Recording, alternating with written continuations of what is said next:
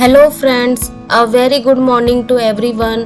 तो आज मैं जो अपने ब्लॉग की शुरुआत है भगवान की आरती से कर रही हूँ। तो ये अभी सुबह का टाइम हो रहा है 9 बजे और मैं बाहर का भी व्यू दिखा देती हूँ। बहुत ही अच्छा हो रहा है, क्लाउडी जैसा हो रहा है, तो मे बी बारिश हो सकती है। रात को बारिश हुई थी तो मैं यही दिखा रही थी बाहर कितना पानी जो है वो जमा हुआ था, देखो।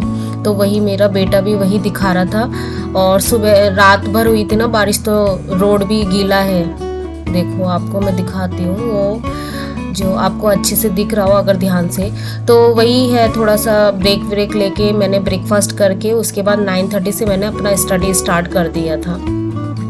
तो एक ना किसी का कमेंट आया हुआ था कि दी आप ना अपना जो जीके वाला पोर्शन है, जीएस वाला पोर्शन है, उसमें आप क्लासिकल डांस आपने कैसे किया। तो मैं सच बताऊं ना, मैं खुद ही कंफ्यूज हूँ कि किससे करूँ नहीं करूँ। तो फिर एक्चुअली हुआ क्या है, जब मैंने स्टडी अपनी स्टार्ट की थी D+B के लिए, तो मैं तब तो टाइम का कोई इशू नहीं था क्योंकि कोई डेट वेट भी नहीं आई हुई थी, तो मैं आराम से करती थी उस समय। तो उस समय एक चैनल था, YouTube channel GK trick, I think शायद रॉन्ग भी हो सकती है, जीके ट्रिक नाम से ही ऐसा कुछ था।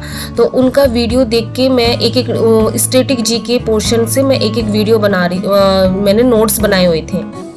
तो वहाँ से मैंने क्लासिकल डांस और जो इंडियन ज्योग्राफी और जो आपके डांस हो गए और फेयर एंड फेस्टिवल, कुछ कुछ जो ऐसे हैं पॉइंट, वो मैंने बना लिए थे नोट्स। तो फिर अभी क्या है, वो उसी को ही मैं कर रही हूँ और एक्स्ट्रा जो भी निकलती हुई जा रही है, जैसे लास्ट ईयर नहीं, जितने भी PYQ है उनसे जितने भी क्वेश्चन बन रहे हैं वो सारे करें, क्योंकि यही तो चीज़ है ना। इसीलिए तो मैं कंफ्यूज हो रही हूँ कि इतने सारे क्वेश्चन है, कैसे कंप्लीट करें कैसे नहीं करें, इसी चीज़ में मैं भी कंफ्यूज हो रही हूँ। तो अभी मैंने क्या एनालिसिस किया है ना कि हमारा जो पोर्शन स्ट्रांग है, मतलब हमें अगर किसी भी एग्जाम को क्वालिफाई करना है, तो जितने भी टॉपर है ना D+B की, उनका यही कहना है कि 5 जो हमारा पेपर फर्स्ट है, क्योंकि पेपर फर्स्ट तो सबके ऊपर अलाउ होगा ना, जिनका सब्जेक्ट जो भी हो। तो उसमें ये है कि 5 सब्जेक्ट है, तो उसमें से अगर 4 सब्जेक्ट भी हमारे स्ट्रांग हो जाते हैं ना, तो हमारा इजीली कंफर्म है कि हम क्वालिफाई कर जाए। तो इसलिए जीएस पे आप इतना ध्यान मत दो, आप क्या करो, स्टैटिक जीको को पकड़ो, करंट अफेयर को पकड़ो, ठीक है। और उसमें जितने भी जो भी ऑथेंटिक लगते हैं ना, आप उसका नोट्स बना लो और अच्छे से उसको, मतलब जो पॉइंट टू पॉइंट जो है ना PYQ है, इन्हीं को ही करो। ज़्यादा आप उसके अंदर मत घुस जाओ कि इतने सारे क्वेश्चन है, ये भी करने वो भी करने हैं। ऐसा करो तो आप सच में कंफ्यूज हो जाओगे।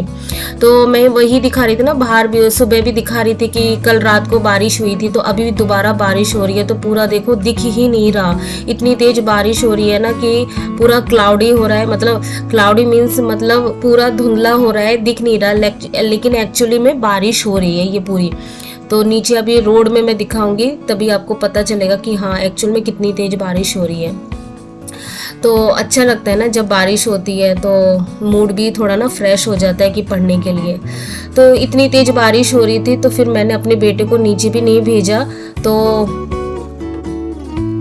उसको भी मैंने खेलने के लिए नीचे नहीं भेजा, क्योंकि बारिश हो रही थी और बहुत ज़्यादा पानी था, तो कीचड़ में कहीं गिर जाए कुछ हो जाए। और हस्बैंड भी लेट ही अभी तक आए नहीं थे, तो फिर मैंने उसको बोला घर में ही खेलने के लिए। तो वो घर में खेल ही रहा था और टीवी में मैं उसको ज़्यादा देर देखने नहीं देती, उसने थोड़ा बहुत देख लिया था। तो फिर मैंने उसको बोला कि तुम अपना जो भी करना है कर लो। तो स्टडी उसने मॉर्निंग में कर लिया था, थोड़ा बहुत उसको बोला भी था, वो भी कर लिया था। तो उसने बोला मम्मा घर में ही मैं थोड़ा सा खेल लेता हूँ, तो वही थोड़ा खेल रहा था। तो यही है कि मतलब मेन जो है, हमें अपना पार्ट 1 में ना स्ट्रॉन्ग करना पड़ेगा।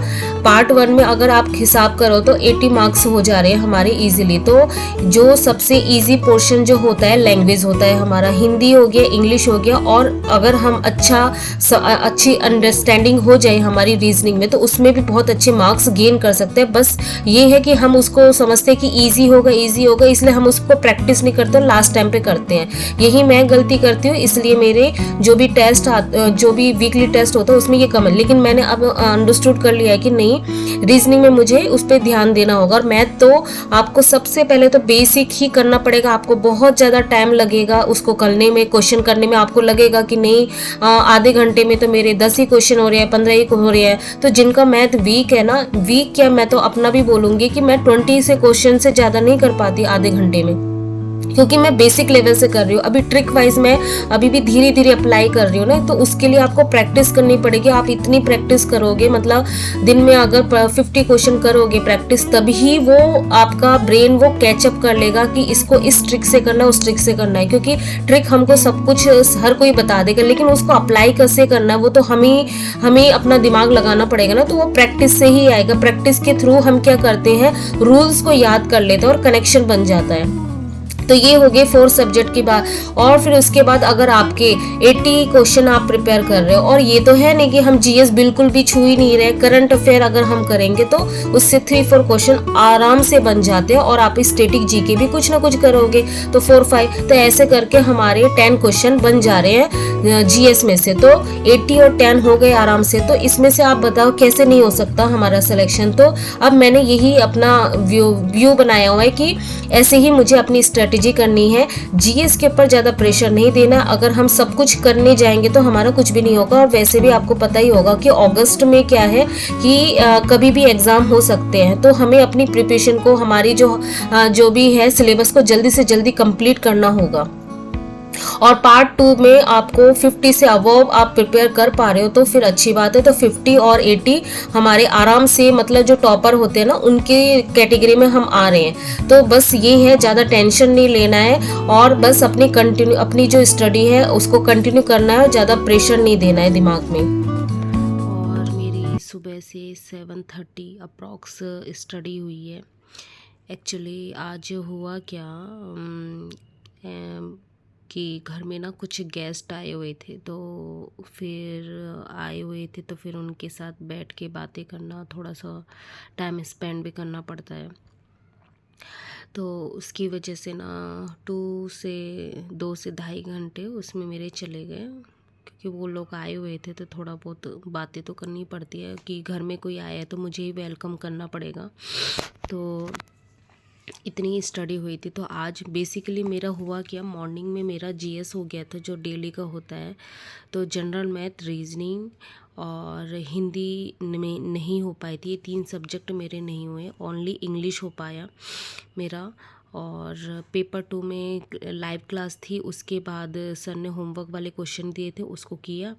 और उसके बाद प्रैक्टिस क्वेश्चन में वही जो प्रीवियस चैप्टर रहते हैं, जैसे मेरा लिमिट है, उसके बाद डिफरेंशियल है, ये सारी चीज़ें उसके क्वेश्चन।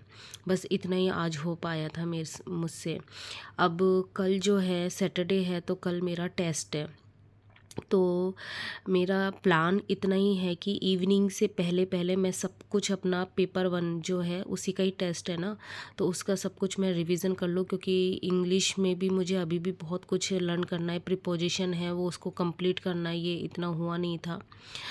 जीएस में मैं अभी, जैसे मैंने बताया कि मेरा जो 90 डेज़ में से 30 डेज़ कंप्लीट होने वाले हैं, तो मैंने क्या एनालिसिस किया ना कि जीएस में मुझे अब थोड़ा कम ध्यान देना है। ये 4 जो सब्जेक्ट है ना, इस पे मुझे ज़्यादा से ज़्यादा फोकस करना है। रीजनिंग मैं अवॉइड करती हुई जा रही हूँ, लेकिन मुझे रीजनिंग को लेके हुए चलना है, क्योंकि जीएस और रीजनिंग दोनों ही 20-20 मार्क्स की है। लेकिन जीएस इतना ज़्यादा है, उसको मैं इतना टाइम दे रही हूँ, इसको इतना नहीं दे रही हूँ। जबकि रीजनिंग मेरा नंबर ज़्यादा ला के देगा। जीएस का मुझे कुछ नहीं पता कि मैं याद कर रही हूँ वो वहाँ से आएगा नहीं आएगा, कुछ नहीं पता। तो इसको अब मैं थोड़ा सा ना 1 आवर से ज़्यादा दूंगी ही नहीं इसको टाइम। जितना हो पाएगा टेस्ट में जो भी नंबर आएंगे, मेरा मेन फोकस अब इस पे ही होगा, ठीक है। और पेपर 2 को मुझे 6 घंटे देने ही पड़ेंगे और कोई रास्ता नहीं है। 6 to 6:30 इतना मुझे देना ही पड़ेगा, क्योंकि पेपर 2 बिल्कुल ही बोलते हैं ना ग्रेजुएशन पोर्शन है, तो बहुत सारी चीज़ें लिखनी भी है। जैसे मैम पढ़ा रही है तो वो उन्होंने पढ़ाती है तो नोट्स बनाना पड़ता है। नोट्स बना के फिर उससे रिलेटेड क्वेश्चन भी हमको सॉल्व करना पड़ता है, ढूंढना भी पड़ता है, थ्योरम्स भी लर्न करनी पड़ती है। तो 11-12 और वो साथ में चल ही रहा है। तो इस तरीके से ना मैंने अभी यही सोचा कि इस पे कम मुझे ध्यान देना है। एग्ज़ाम टाइम पे जैसे 20 डेज़ रह जाएंगे, तब मैं क्या करूँगी, करंट अफेयर के जो स्पीडी नाम की एक बुक होती है ना, वो मैंने ई बुक मुझे मिल गई है, वो मैं लर्न कर लूँगी। तो उससे कुछ 3-4 क्वेश्चन एटलीस्ट उसमें फंस जाएंगे। और स्टैटिक जीके मैं कर ही रही हूँ डेली का, तो कुछ ना कुछ तो हो ही जाएगा। 10-12 तो अचीव कर ही लेंगे और बाकी हमारे 4 सब्जेक्ट ये हो जाएंगे। तो अभी तक मेरा ये प्लान है। तो कल मेरा टेस्ट है, तो मुझे पूरा दिन मेरा रिवीजन ही चलेगा। एक्चुअली सैटरडे संडे रिवीजन का ही होता है, लेकिन कल मैं पेपर 1 को पूरा अच्छे से, मतलब टेस्ट इवनिंग तक मेरा प्लान है कि आफ्टरनून से इवनिंग के बीच में, यानी 4 to 5 के बीच में मेरा हो जाए टेस्ट। उसके बाद जो इवनिंग के बाद जो मतलब रात तक जो टाइम रहेगा, मैं पेपर 1 को ही, जो प्रीवियस वाले जो भी टॉपिक है उसका पूरा रिवीजन पेपर 1 मेरा सैटरडे को ही डिवोट हो जाए, और संडे में ओनली अपन पेपर 2 यानी जो हमारा मैथ मेरा जो सब्जेक्ट है उसको मैं डिवोट करूँ। तो प्लान तो अभी यही है, जितना हो सकता है वो मैं करूँगी। तो यही था आज का दिन। तो मिलते हैं नेक्स्ट ब्लॉग में। तो गुड नाइट, बाय।